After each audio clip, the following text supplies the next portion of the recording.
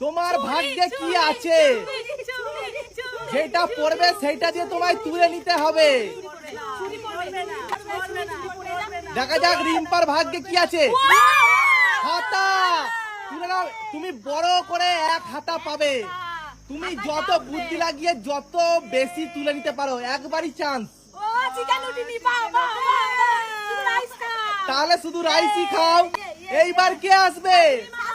শাশুড়ি মা, তুমি ঘুরাও দেখি তোমার ভাগ্যে কি আছে।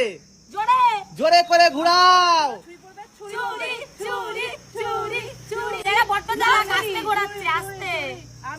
দেখি শাশুড়ি মার ভাগ্যে কি আছে। 1 চামচই পাবে কিন্তু। 1 চামচ। ও চিকেনটা নিয়ে নিল, খুব চালাক।